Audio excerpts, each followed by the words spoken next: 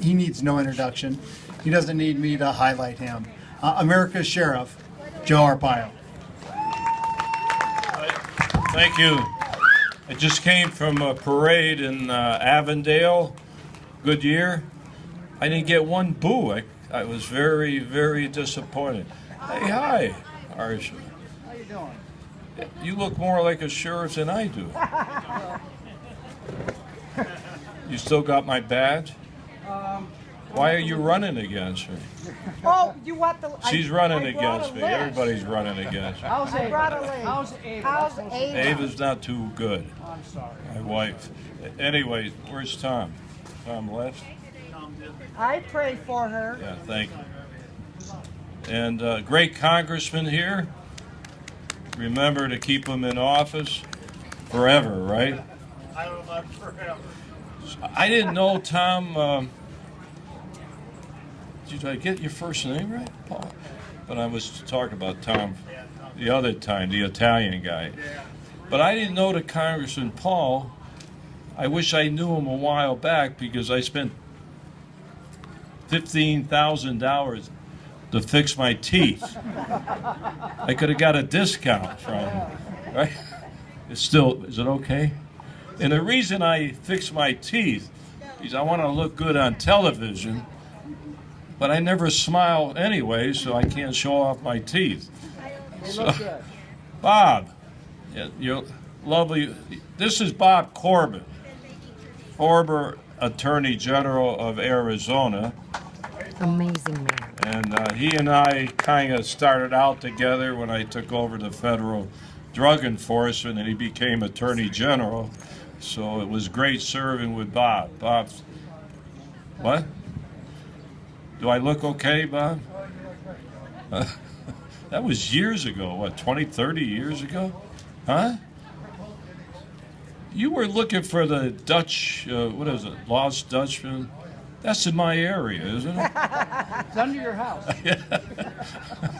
So anyway, thank you. I was in, where was I? Iowa last week, freezing, very cold in Iowa, and endorse a person for president. Won't tell you who. No, how can I endorse someone and not say who it is? Okay, say who it is. He's got a great airplane, gold in his airplane, and when he lands, the music shows, and he doesn't even have a bar in the airplane because he doesn't drink. But a great guy. In fact, I'll be doing something next week for him. So his name is Trump. So I don't know if he's going to win. Every time I endorse presidents, they lose, except George W. Bush. The first time I was his campaign guy, he won. Then Mitt Romney, I was his guy. He lost the first time. And then Rick Perry, I was 4 years ago. Don't endorse Marsha then. But he seems to we seem to go the same, what do they call it now? You know, the TV always comes with this lane, that lane, that lane. They always come up with some Mickey Mouse sound bites. You know, Rubio's in this lane, the profession. I don't know. I get confused when I watch television. Unless I'm in it, and then I don't get confused. But there's a few issues that he's concerned about, which I am, and I'm sure all of you are. First of all, when I did introduce him, Laurie is running for state, national, Republican women on that side. So remember Laurie, I've known her for many years, and that's Bob's wife, and she's a nice gal. If you don't know her, you ought to go up and talk to her.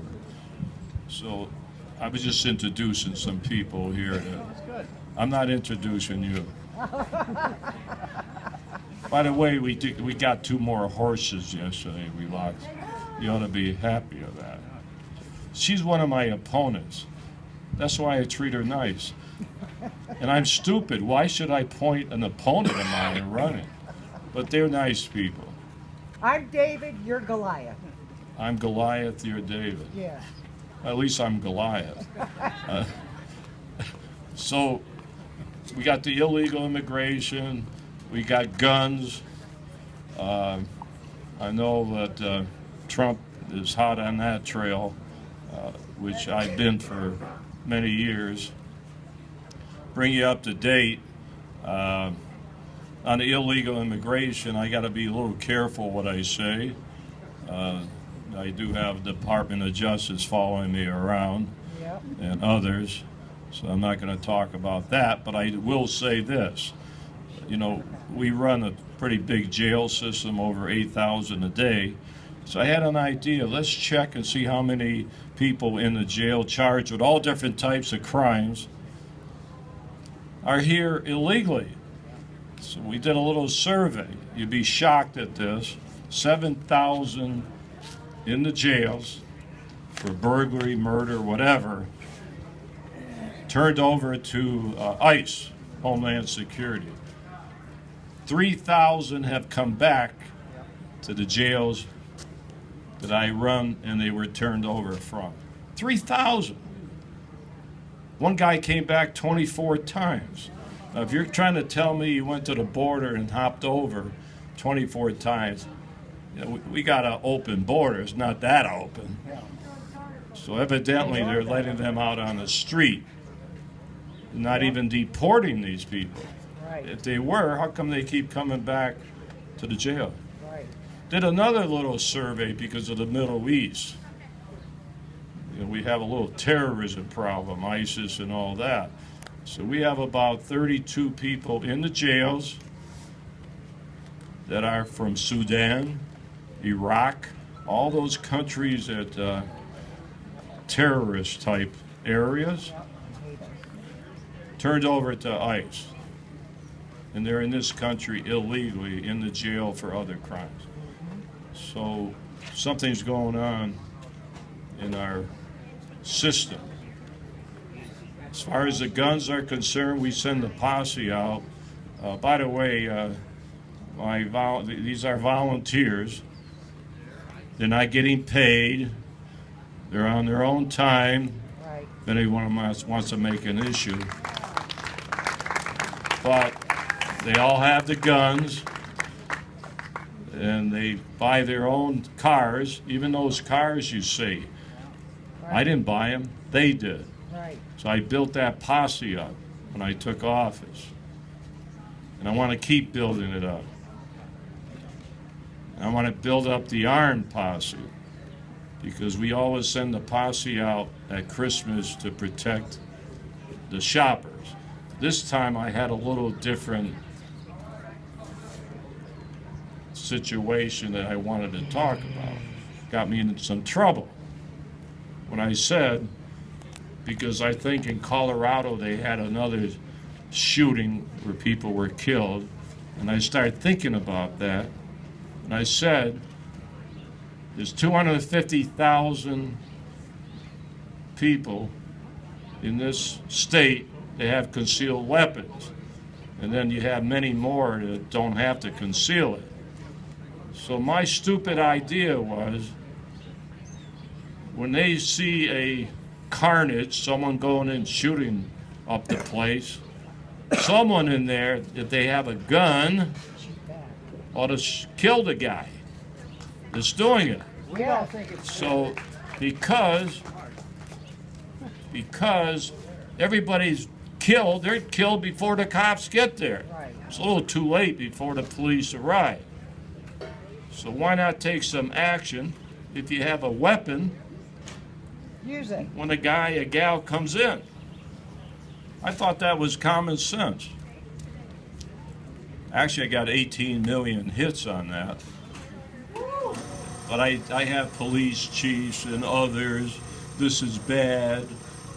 What if they don't know how to shoot?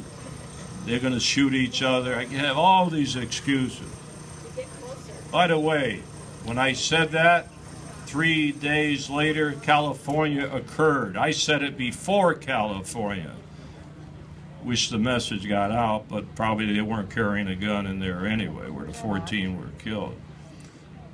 So we have to protect each other, You can't just rely on law enforcement.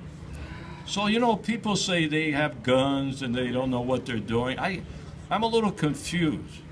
Why does someone have a gun? Why do they carry a gun? Do they go home at night and look in the mirror and look at their pearl handle pistol? Oh, look, I have a gun. I would presume they have a gun to defend themselves. What other reason do you have a gun? So, hey, they got one?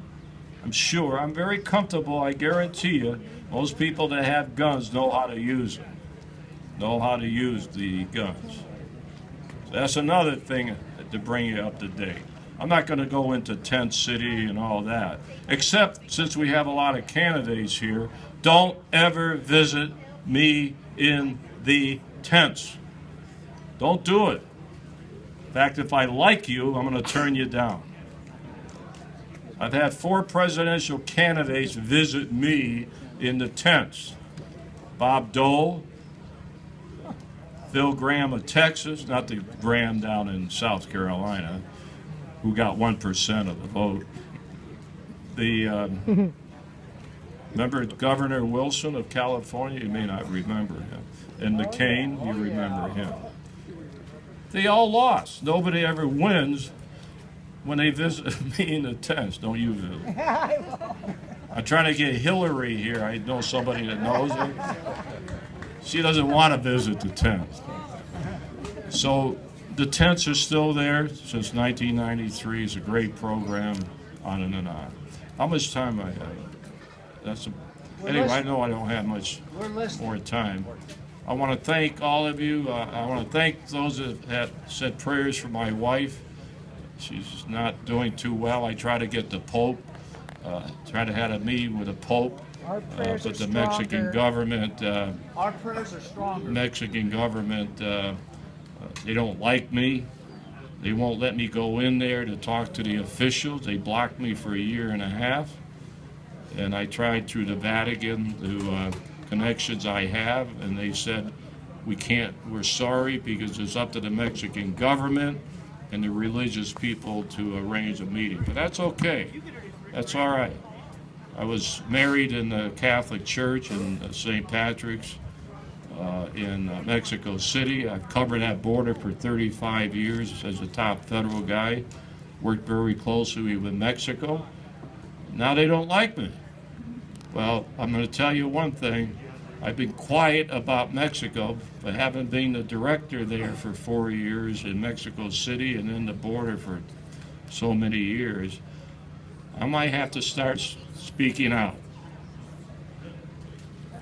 And I'm going to tell you another thing. Everybody talks about illegal immigration. They're destroying our country with the drugs. I'll be putting something out next week about all the drugs we have seized here, heroin coming from Mexico. It's sad. But I have a little history about Mexico. They're nice people. I loved working there in Mexico City, but politics sometimes interfere with everything. Anyway, thank you. Stay tuned. I'm running for my 7th term. I'm a senior citizen. And I was just in Avondale and Sun City area. I always tell my age out there. Here I'm only 38 because I don't see any old people around here. If you take 38 and you twist it around, you'll know. Actually, I look at 80s pretty good because I'm investigating Obama's birth certificate. I'm still doing it. And the selected service card. So 80 was a famous date because when he was in Chicago and registered for selected service, the other 17 in that post office, it said 1980. His forgot the 19, it just said 80 upside down. What happened to the 19? So that's another issue. That's why when I say 80, I always think of the president. Anyway, thank you. And I need your help going for number 7. And I'm not leaving. And I'm going to be the sheriff again for 4 more years. thanks to your help, you too, Marshall. 4 more years, and keep doing what I can to help the people and clean up some problems that we have. Thank you very much.